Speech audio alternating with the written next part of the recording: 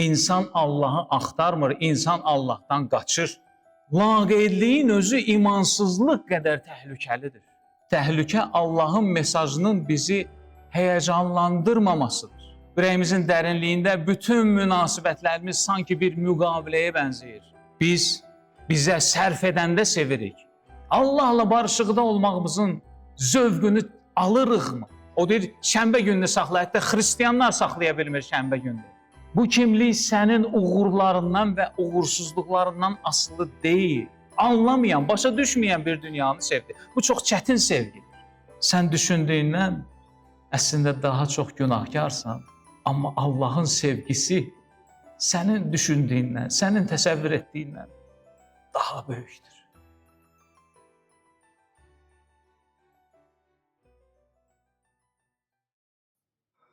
Elə bizim ürəklərimizi hazırla, sənin sözünü dinləmək üçün. Sənin sözün bir qılıncdır.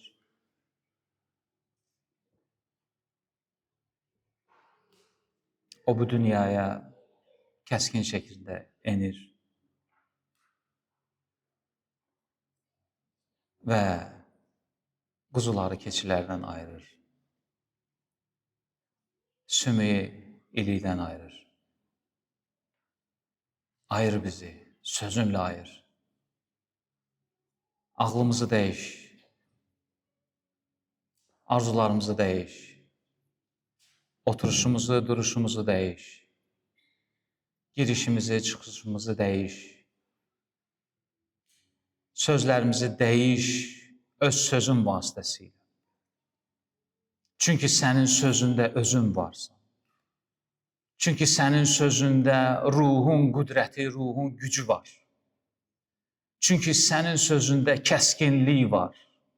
Çünki sənin sözündə ayrılıq var. Əgər söz bizdə ayrılıq gətirmirsə, bizim düşüncələrimizə ayrılıq gətirmirsə, biz ayrılmışlar içərisində ola bilmirik. Çünki sən bizə müqəddəs dedin. Çünki sən müqəddəsləri digərlərindən ayırdın. Ayır bizim düşüncələrimizi bu dünyanın düşüncələrindən. Ayır bizim arzularımızı bu dünyanın arzularından. Ayır bizim bu qulaqlarımızı dünyadakı olan qulaqlardan. Qoy bu qulaqlar sənin sözünə sərxoş olsunlar. Qoy bu qulaqlar həmişə sənin sözünü eşitməkdə iti. Bu ayaqlar sənə doğru gəlməkdə iti olsun, mətin olsun. Ya Rəbb, xeyir-dua ver bizə sözün ilə. Bərəkət ver bizə. Dəyişilməyimizlə bərəkət ver bizə. Dualarımızla bərəkət ver bizə. Dinləməyimizlə bərəkət ver. Ehtiramımızla bərəkət ver bizə, ya Rəbb. Hazırla bizi. Hazırla ki, biz müqəddəslərin müqəddəsinin sözünü dinləyirik. Biz yeri göğü yaradanın sözünü dinləyirik. Biz onun mesajını alırıq. Bizi hazırla dinləməyə. Ehtiram içində, lərzə içində, hörmət içində, izzət içində dinləyək sənin sözünü.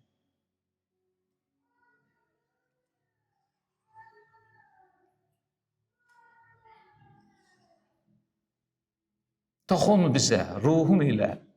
Qoy bu söz müqəddəs ruhun gücü ilə toxunsun bizə. Bizi dünyada yaşamaq üçün təchiz etsin, zireh versin, qalxan versin, qılınc versin,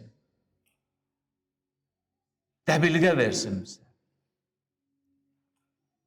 Bu dünyanın oxlarından qorunmaq üçün, bu dünyanın fikirlərindən, sözlərindən, arzularından, istəklərindən, xəyallarından qorunmaq üçün qoy sənin sözün bizim qalamız olsun. Salihlər qoy sənin sözdən olan, ruhundan olan qalanda gizlənsin və səni izzətləndirsin. Sənə aidlər kimi yaşasın, sənə aidlər kimi düşünsün, sənə aidlər kimi arzulasın.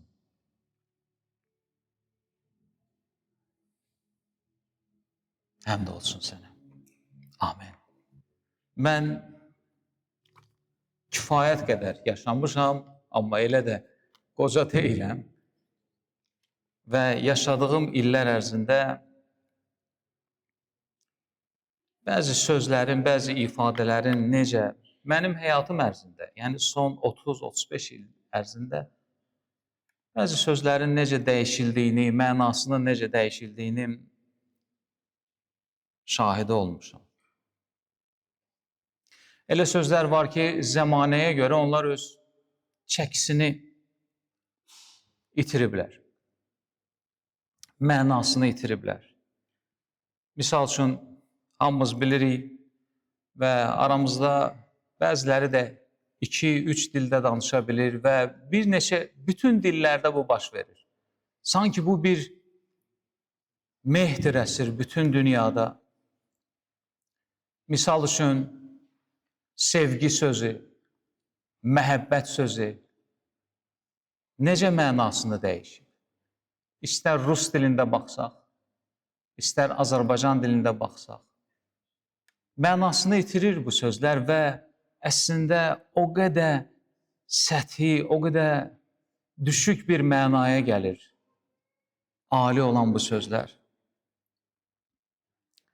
Bu sözlər adi ehtiras səviyyəsinə qədər enib. Biz bəzən mənasını dəyişən sözlərdən yaxın 20-30 ildə biz görürük ki, söz mənasını dəyişir və biz o sözün istifadəmizdən çıxarırıq. İstifadə etmirik, çünki onun artıq yaxşı olmayan bir mənası olur. Mən yaxşı xatırlayıram ki, bir 40 il bundan qabaq bir oğlan evə gələndə və yaxud valideynlərini elçiliyə göndərəndə sevgi sözü o qədər ali idi ki, o evdəkilərə demirdi ki, mən hansısa qızı sevirəm. Yəqin ki, bir çoxlarımız bilirik hansı sözü deyir. Deyir ki, mən o qızı istəyirəm. Yəni, sevgi o qədər üstün idi və istəyirəm sözü onu ifadə edirdi. Ancaq 40 ildə istəyirəm sözü də öz mənasını itirib. Yaxşı bir mənaya gəlməyib. Sevgi sözü də öz o ali dəyərini itirməyə başlayır. Misal üçün, dostluq, şərəf, sadiqlik sözləri var. Bu sözlər sanki ildən ilə öz dəyərini itirir. Şərəf sözü, sadiqlik sözü. Niyə görə bu sözlər öz dəyərlərini itirir və bəziləri də getdikcə daha çox az istifadə olunmağa başlayır?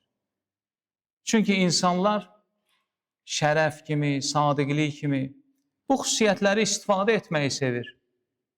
Bu xüsusiyyətlərə malik olan insanları istifadə edir və özümüz şərəfli olmaq istəmirik. Özümüz sadiq olmaq istəmirik. Ancaq istəyirik ki, ətrafımızda şərəfli insanlar olsunlar və biz onların şərəfini istismar edək. Ətrafımızda sadiq insanlar olsunlar, sadiq həyat yoldaşı olsun. Amma özümüz sadiq olmur. Müqəddəs kitabda Allahın sözləri var, Allahın mesajları var ki, onlar bizim üçün ildən ilə sanki ucuzlaşmağa başlayır. Sanki qulağımız çox öyrəşib bu sözlərə və bu ifadələr, bu mesajlar bizim üçün çox adiləşir. Xristiyanlar bu ifadəni mən görürəm, biz emosiyasız qəbul etməyə başlayırıq. Bizim içimizdə bir hiss yoxdur. Təhlükə, bilirsiniz nədədir? Təhlükə bu sözlərin artıq bizi həyəcanlandırmamasındadır. Təhlükə Allahın mesajının bizi həyəcanlandırmamasıdır. Və mən bu haqda düşünən zaman fikirləşirdim ki, biz laqeyd oluruq Rəbbin etiraflarına, Rəbbin sözlərinə və mən görürəm ki, bəzən və müqəddəs kitab da bunu təsdiqləyir ki, laqeydliyin özü imansızlıq qədər təhlükəlidir. Rəbb bizi bu laqeydlikdən qurtar. Rəbb bizi oyaq və ayıq saxla. Amin. Bugün Rəbb sənə,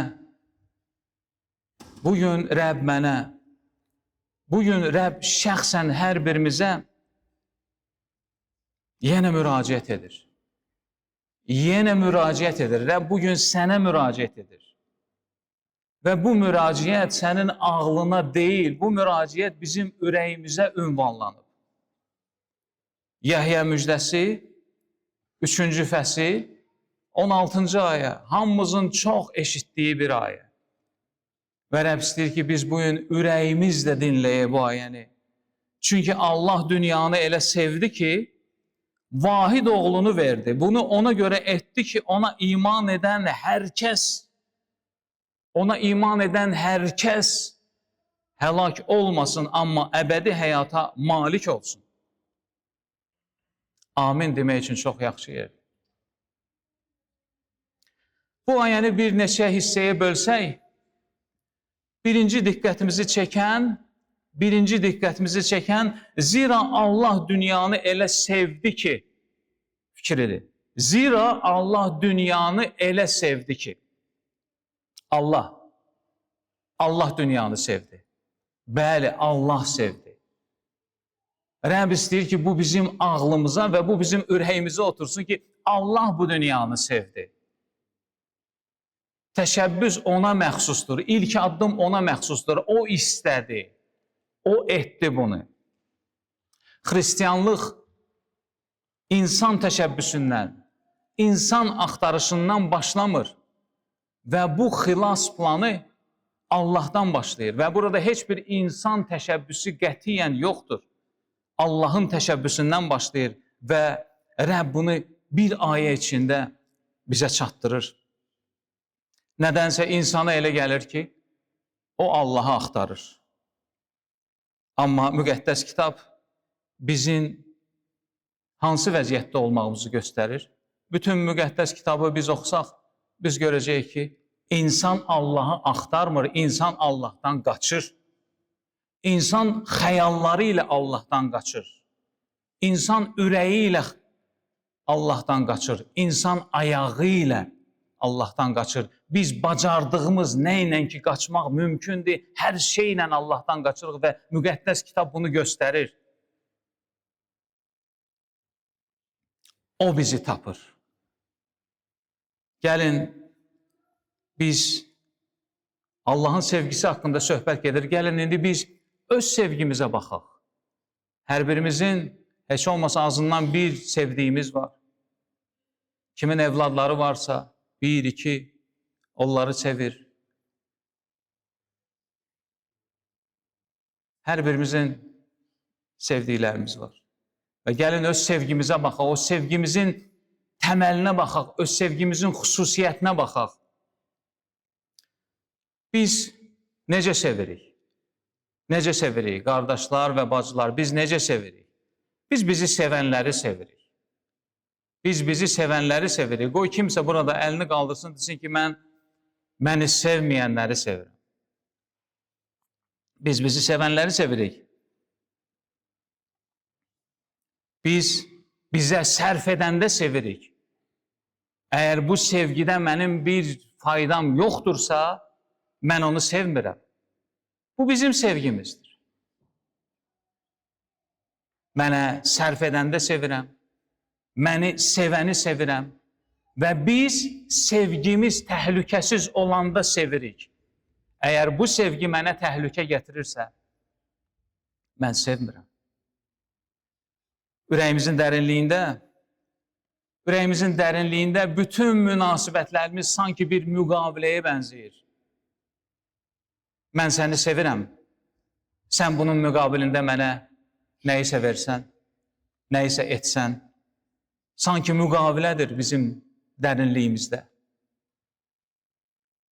Amma bu kiçik bir ayənin içində Allah sənə mesaj göndərir ki, amma mən dünyanı sevdim. Və biz də dünyanın içindəyik və bizə ünvanlanmış bir sevgi etirafıdır bu ki, Rəbb səni sevdi. Rəbb məni sevdi, Rəbb bizi sevdi, amma Rəbb dünyanı sevdi. Rəbb ondan üz çevirənləri sevdi. Əgər həyatını kifayət qədər unutmusansa, həyatını bəzən kitabı vərəqləyirsiniz. Kitab oxuyub qutarandan sonra əvvəlki səhifələr vərəqləyin. Qardaşlar və bacılar, vərəqləyin o səhifəni keçmişə və görəcəksiniz ki, orada Allahın yeri yoxdur. Orada Allah axtarışı yoxdur. Rəbb ondan üz çevirənləri, bizim bütün səhifələrimiz, həyatımızın bütün səhifələri göstərir ki, biz ondan üz çevirmişdik və Rəbb ondan üz çevirənləri sevdi. Çünki bu dünya onun buyruqlarının tam əksini edir. O deyir, zina etmə, bəşəriyyət zina edir. O deyir, oğurluq etmə, bəşəriyyət oğurluq edir. O deyir, yalan danışma, bəşəriyyət yalan danışır. O deyir, şahidlik etmə, yalan şahidlik edir. O deyir, tamah salma, arvadına, malına, bəşəriyyət tamah salır. Bütün Rəbb nə deyirsə, o deyir, şənbə gününü saxla, hətta xristiyanlar saxlaya bilmir şənbə gününü. Sən bütün səhifələri vərəqləsən, sən görəcəksən ki, ondan üz çevirmirsən. Və Rəbb isə deyir, zira Allah bu dünyanı sevdi, zira. Kimi sevdi? Onu sevməyənləri sevdi. Ondan üz çevirənləri, onun qaydalarına tam zid yaşayanları sevdi Allah. Mən düşünən zaman fikirləşirdim, evladlarımla olan münasibətləri fikirləşirdim, düşünürdüm, mənim onlara olan sevgim haqqında düşünürdüm və ümumiyyətlə sevdiklərim haqqında münasibətdən mən bunları Allahla münasibətlərə gətirmək istəyirdim və mən düşündüm ki, Rəbb ümumiyyətlə anlaqsız bir dünyanı sevir.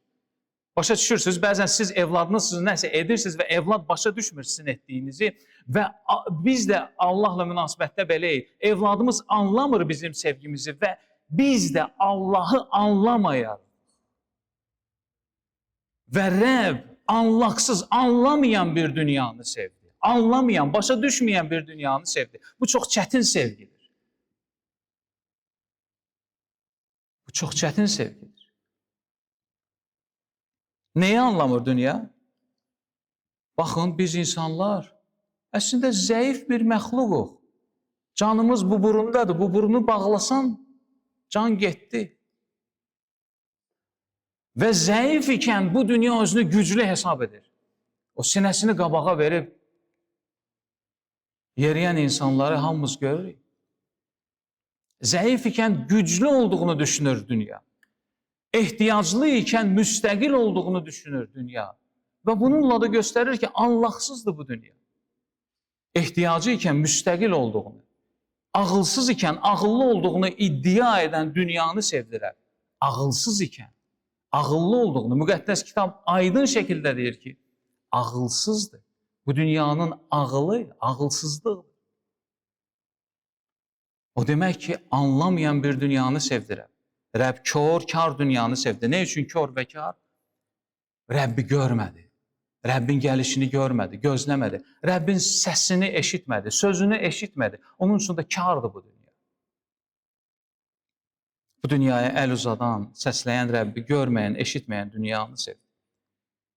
Yeganə xilaskar əvəzinə biz dünyaya baxdıqda biz görürük ki, xilaskarın mesajı aydın bir şəkildə gəlib və sübutlar da gəlib. Peyğəmbərliklərlə gəlib. 300-dən çox peyğəmbərlik var Məsihin gəlişi haqqında, Məsihin özü haqqında. Yeganə xilaskar əvəzinə insanlar özlərinə xilaskarlar seçirlər. İnsanlar özlərini sanki xilas edəcək arzular seçirlər. Nədir bu arzular? Puldur. Nədir bu arzular? Ailədir. Nədir bu arzular? Sevgidir. Nədir bu arzular? Statusdur. Və bütün bunlar sanki bizim bir xilaskarımıza çevirir. Və Rəbb belə dünyanı sevdi. Ona səcdə etmək əvəzində pula, şöhrətə, sərvətə, izzətə, ailəyə xidmət edən dünyanı sevdi. Dünyanı sevdi. Dünyanı sevdi. Necə sevdi? Necə sevdi? Necə sevirsiniz siz? Siz bir insana deyəndə ki, mən səni sevirəm, necə sevirsiniz? Nə edirsiniz? Nə verirsiniz o insana? Sevirəm. Məndə nə varsa onun 5%-ni sənə verir. Məndə nə varsa onun 2%-ni sənə verir. Məndə nə varsa, misal üçün, ən səxavətli insan 50%-ni sənə verir. Gücümün, ağlımın, vaxtımın, pulumun bu hissəsini sənə verir.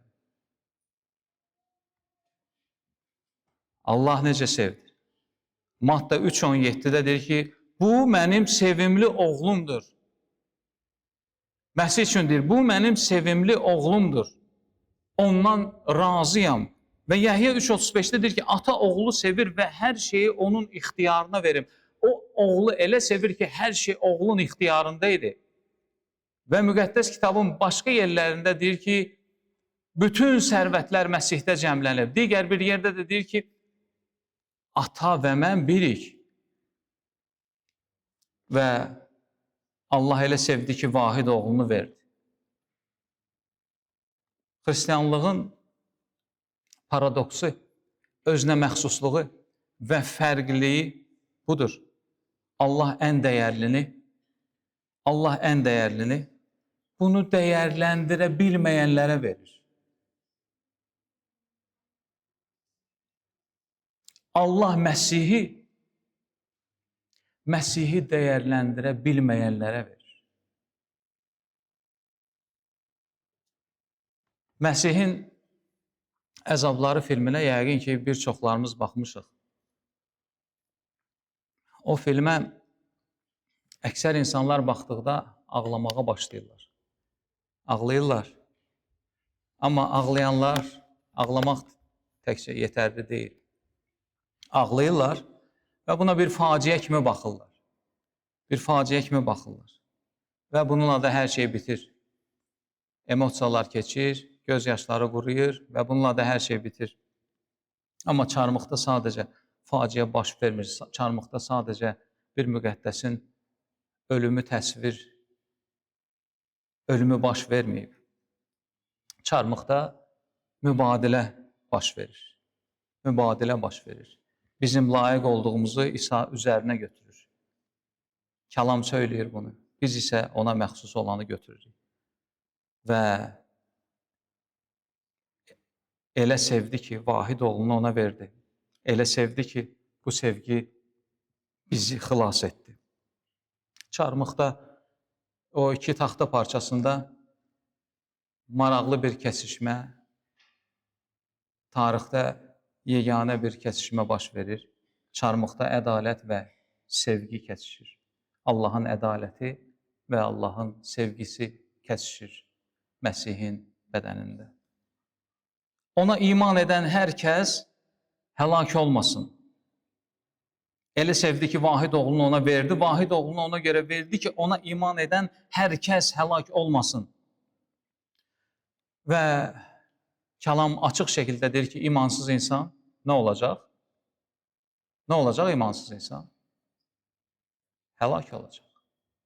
İmansız insan həlak olacaq. İnsanların xoşuna gəlmir bu söz. Xoşuna gəlmir. Heç kimin xoşuna gəlmir. Bizim üçün də narahat.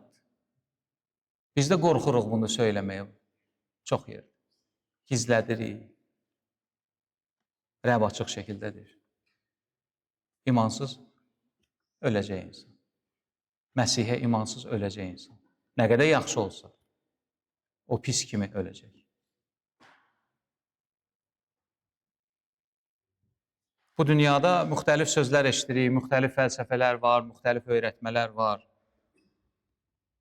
Məsih isə tam fərqli danışır. Tam fərqli, ancaq kifayət qədər aydın danışır. Sərt olduğuna görə danışmır Məsih belə. Sevdiyinə görə belə danışır.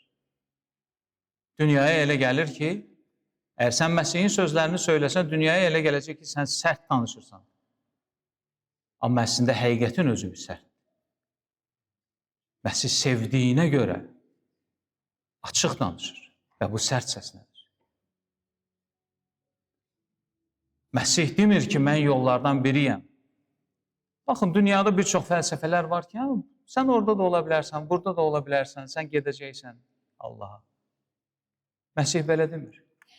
Məsih demir, mən yollardan biriyəm. Məsih nə deyir? Yol mənəm. Yol mənəm. Deyir, yol tək mənəm. Mən yolam deyir. Və hansı yoldur Məsih? Həlakə aparmayan yoldur. Həlakə aparmayan yoldur. Ona iman edən hər kəs həlak olmasın. Həlak olmasın. Məsih həlakə aparmayan yoldur. Bir çox insanların təsəvvüründə və bəzən bəlkə məsihçilərin də təsəvvüründə belədir ki, əbədi həyat mən öləndən sonra başlayacaq. Mən öləcəm və əbədi həyat ondan sonra başlayacaq. Yox. Elə deyil. Elə deyil. Əbədi həyat nədir? Əbədi həyat Allahla barışmaqdır. Allahın hökmündən qurtulmaqdır. Hökm yoxdur sənin üzərində, hökm yoxdur mənim üzərimdə. Məsihin yolunda olduğumuza görə, ona iman etdiyimizə görə, Allahın sevgisinə görə yoxdur hökm.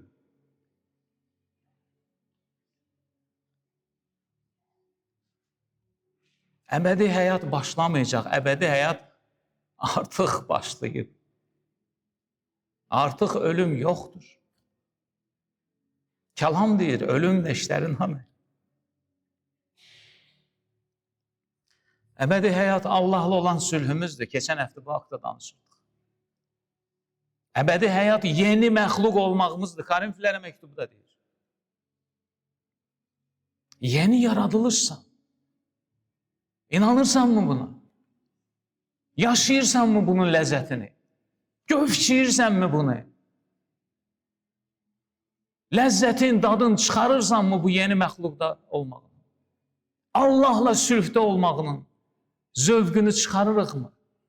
Allahla barışıqda olmağımızın zövqünü alırıqmı? Bu hamısı Allahın sevgisindən doğan nəticələr.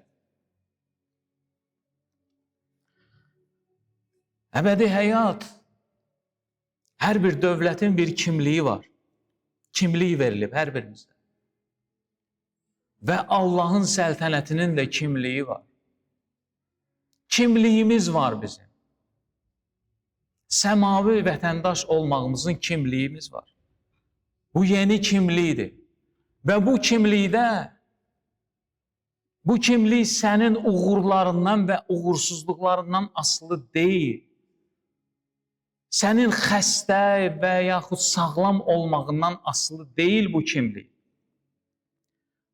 Allahın sənə Məsihdə verdiyi sevgisindən asılı olan bir kimlikdir.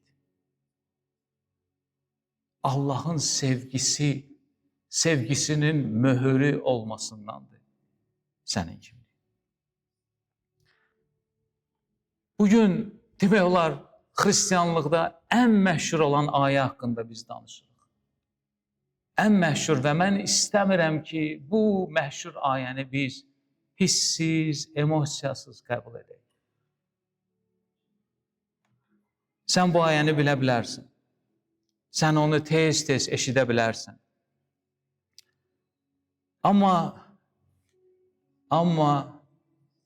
qardaşlar və bacılar, icazə verək, Rəbb bugün bizim idrakimizə, bizim daxilimizə, bizim ürəyimizə bir suallar versin. İcazə verək, hazır olaq, gözlərimizi bağlayaq və bu sualları dinləyək. Zira Allah dünyanı elə sevdi ki, vahid oğlunu verdi. Zira Allah dünyanı elə sevdi ki, vahid oğlunu verdi.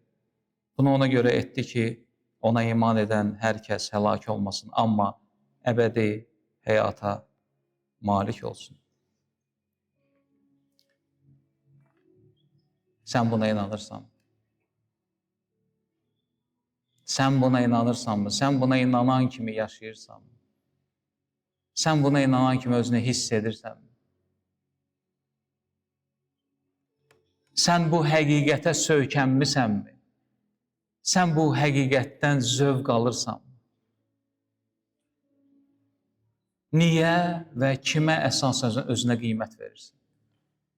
Niyə və kimə əsasən özünə qiymət verirsən? Kimliyini niyə və kimə əsasən müəyyənləşdirirsən. Bugün sevgi dolu olan Allah, vahid oğlunu sənə görə verən Allah istəyir ki, sən kimliyini onun sevgisinə görə müəyyənləşdirəsən. Onun əbədi, sarsılmaz, dəyişilməyən sevgisinə və bu sevgisinin sübutu olan çarmıxa əsasən müəyyənləşdirəsən. Allah səni sevir, ona görə sən buradasan. Allah səni sevir, ona görə onun ruhu səndədir. Allah səni sevir, ona görə də sən yol olan Məsihin izləri ilə gedirsən.